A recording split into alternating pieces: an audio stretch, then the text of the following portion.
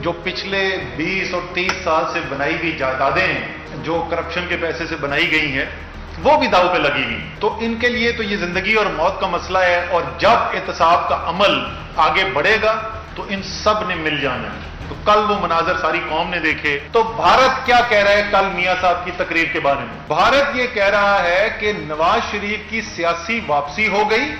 और वो कैसे वापसी हो गई कि उसने पाकिस्तान की फौज के ऊपर हमला कर दिया। अगर इनके अंदर पाकिस्तान की सियासी लीडरशिप और फौज के अंदर दरारें नहीं पैदा की गई तो ये ऑपोजिशन वाले भी यही समझते हैं और पाकिस्तान के दुश्मन अनासर भी यही समझते हैं कि अगर ऐसा करने में वो नाकाम रहे तो पाकिस्तान को कामयाबी से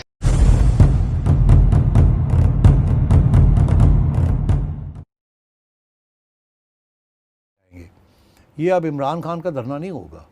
ये जब आएंगे ना तो ये फैसला करके आएंगे या आर या पार, बिकॉज पार तो ये होने जा रहे हैं। अगर ये कुछ नहीं करते तो ये पार हो जाएंगे।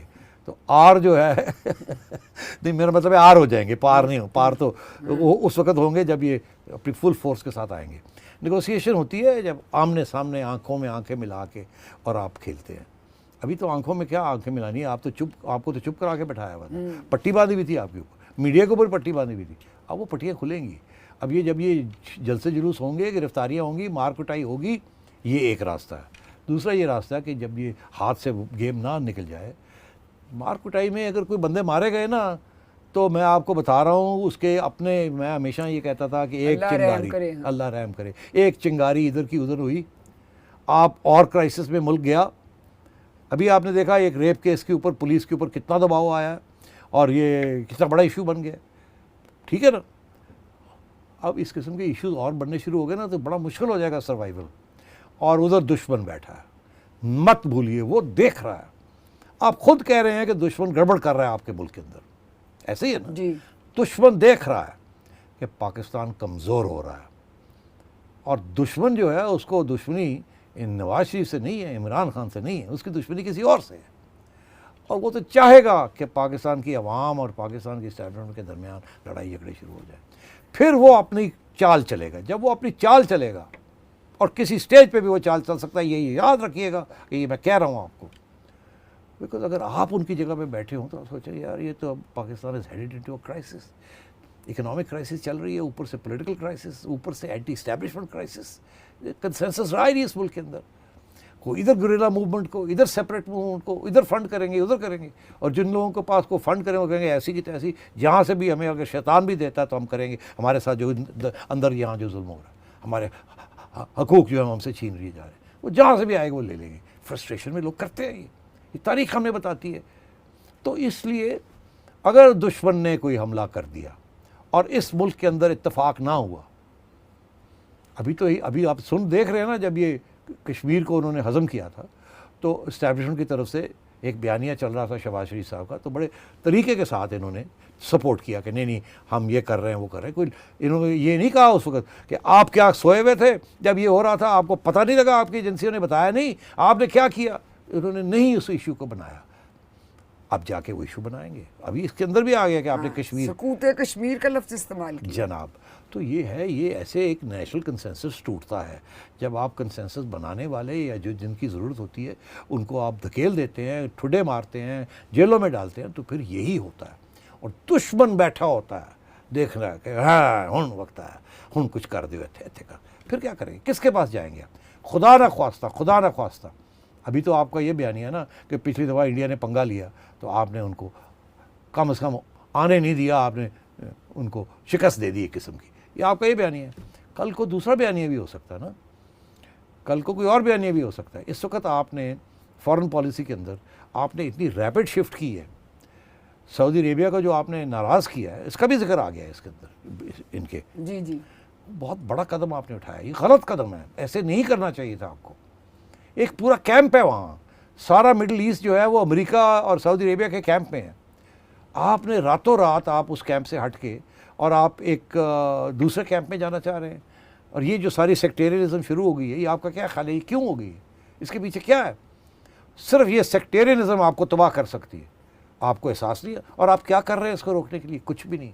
आपका ख्याल है आप इनको इस्तेमाल करेंगे, किसके लिए करेंगे? तो ये मैं आपको कह रहा हूँ कि इस वक्त बहुत से खदशात हैं। हमारे जो पावर ब्रोकर्स हैं या पावरफुल लोग हैं, उन्हें सोचना चाहिए, कुछ तारीख पढ़नी चाहिए, कुछ सोचना चाहिए आगे। अपनी कुर्सियाँ इसकी तरफ नहीं तवज्जो देनी चाहिए।